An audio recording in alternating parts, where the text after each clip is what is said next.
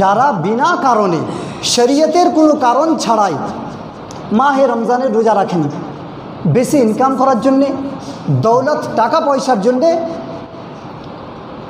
মাহে রমজানের রোজা রাখেনি। আপনি আর আমি সারা পৃথিবীর আমরা কেউ জানি না যে সামনে বছর রমজানে আমরা থাকবো কি না।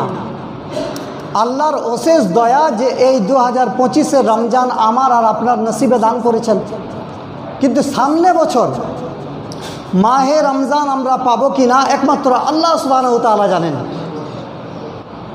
যে মাহে রমজান আমাদের নসিবে জুটবে কি জুটবে না, বা এই রমজানের ঈদ পর্যন্ত আমরা কেউ পৌঁছাতে পারবো কি পৌঁছাতে পারবো না, একমাত্র আল্লাহ সুবহানাহু ওয়া তাআলা জানেন। যে ঈদ মাহে রমজানের 1 মাস রোজার পরে ঈদ কাদের কাদের নসিবে রেখেছে। হতে পারে মাহে রমজানের রোজার পরে ঈদের দিন আপনারা সকলে ঈদের মাঠে থাকবেন, আমি থাকবো না। এরকম হতে পারে যে ঈদের মাঠে আমি থাকবো, আপনাদের মধ্যে কেউ থাকবেন না, কারণ মৃত্যু কখনো বলে আসবে না। কিন্তু আমরা দেখেন রোজা রেখেছি, সামনে বছর আমরা পাবো কি না, মৃত্যু কার কখন আসবে আমরা কেউ জানি না। তাই আমাদের কর্তব্য, এখনও সময় আছে, এখনও যিনারা বিনা কারণে শুধু দুনিয়াবির জন্য রোজা রাখেননি, মহান স্রষ্টার দরবারে তওবা করে এখনও পর্যন্ত রোজা রাখতে আরম্ভ করেন। আল্লাহ সুবহানাহু ওয়া তাআলা বলেন যে তোমরা আমার দয়া থেকে নিরাশ হয়ে না, আমার দরবারে ক্ষমা চাও, আমি আল্লাহ তোমাদেরকে ক্ষমা করে তোমাদের অতীতের গুনাহগুলোকে মাফ করে দেবো, বলেন সুবহানাল্লাহ। তো এই মাহে রমজানের ফজিলত বরকত অনেক রয়েছে। আমাদের প্রত্যেকের কর্তব্য মাহে রমজানের নফল ইবাদত বন্দেগী করা, আল্লাহ রাস্তায় দান করা, সাদকায়ে ফিত্র আদায় করা, এই মাসে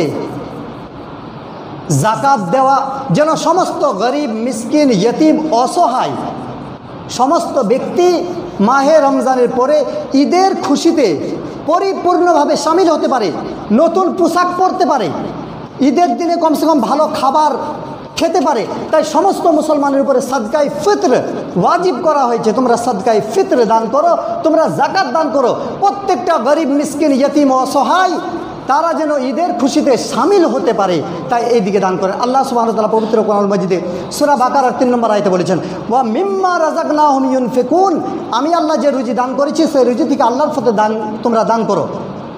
আল্লাহ পবিত্র কোরআনুল মাজিদে সূরা আল ইমরানের 92 নম্বর আয়াতে বলেছেন, লান তানালুল বিররা হাত্তা তুনফিকু মিম্মা তুহিব্বুন, অতক্ষণ পর্যন্ত তোমরা কামিয়াব হতে পারবে না যতক্ষণ না তোমাদের প্রিয় জিনিসকে আল্লাহর রাস্তায় ব্যয় করবে। আল্লাহ পবিত্র কোরআনুল মাজিদে সূরা ফাতিরের 29 নম্বর আয়াতে বলেছেন, যারা আমার কোরআনকে নিয়ে গবেষণা করে, অধ্যয়ন করে এবং নামাজ কায়েম করে আর আমার দেওয়া রুজি থেকে গোপনে ও প্রকাশ্যে দান করে, তারা এই আশা রাখতে পারে যে তাদের এই ব্যবসা কখনো ধ্বংস হবে না, বলেন সুবহানাল্লাহ।